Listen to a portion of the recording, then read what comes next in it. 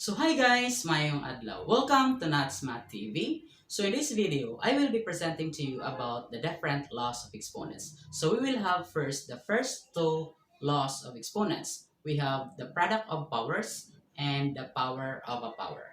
The product of a power states that for every real number a, we have a raised to m multiplied to a raised to n that is just equal to a raised to m plus n, where this law of exponents states that if we are going to multiply polynomials having the same base, what we need to do with the exponent is we just simply add the exponent.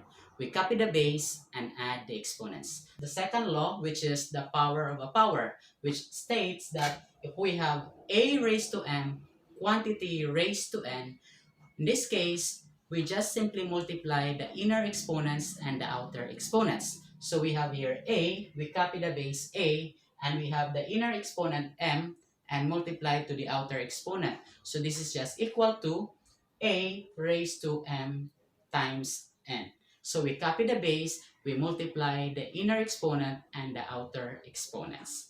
Okay, we will proceed to our examples. We have here example number 1 for product of powers. Again, if we have the same base, we just simply copy the base and add the exponent.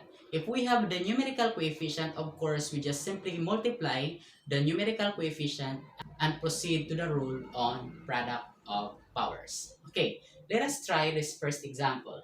If we are going to multiply x squared times x cubed. As you can see, we have here the base x and we have the exponent, the first exponent 2 and the second exponent 3. So according to this law, we just simply copy the base and add the exponent. So this will become x raised to 2 plus 3, or that is x raised to 5.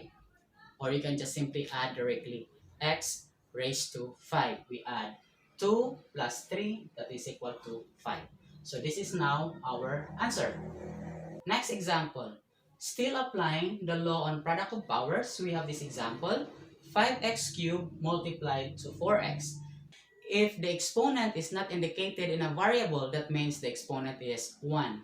So in this case, we have 4x. That means the exponent of our x here is 1. So we have the coefficient 5 and 4. So as I've said earlier, we just simply multiply the numerical coefficient, copy the base, and add the exponent. So we have 5 times 4, that means 20. That is 5 times 4 is 20. Then we copy the base x and x here. Then we have 3 plus 1 is 4. So the product of 5x cubed multiplied to 4x is 20x raised to 4. Again, we copy the base and add the exponent.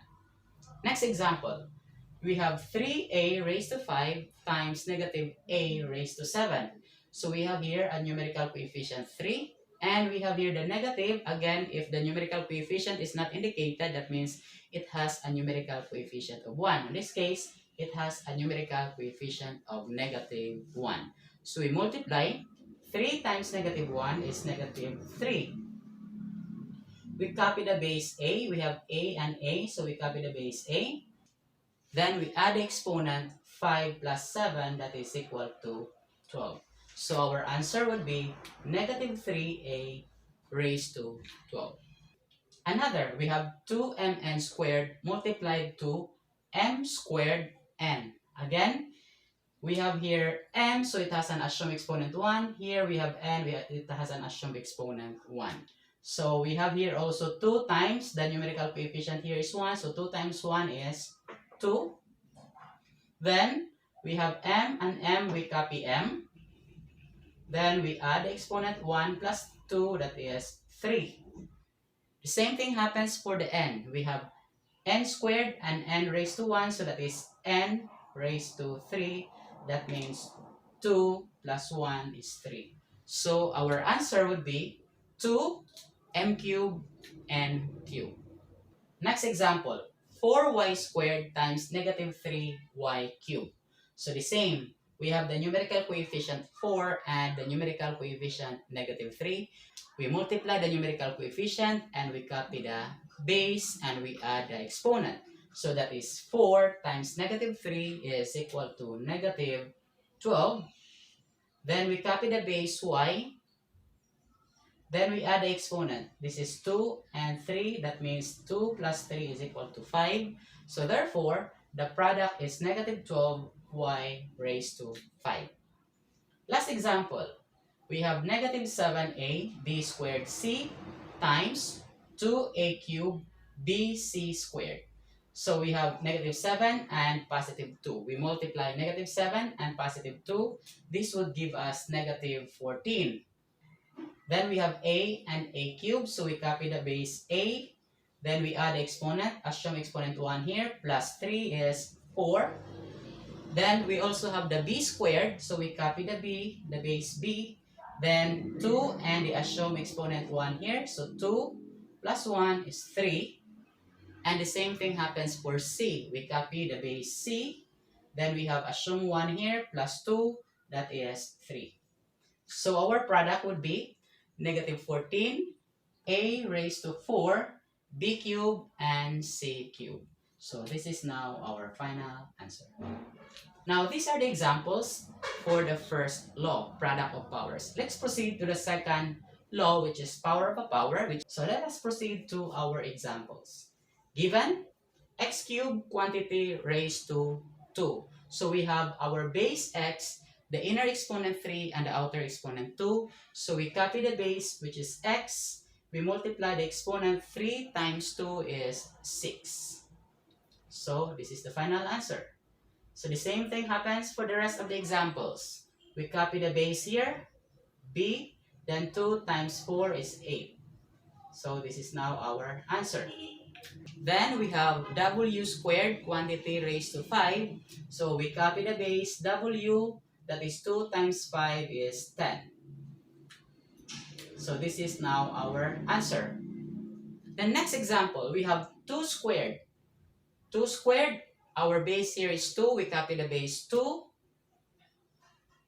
We multiply the inner and the outer exponent. 2 times 2 is 4.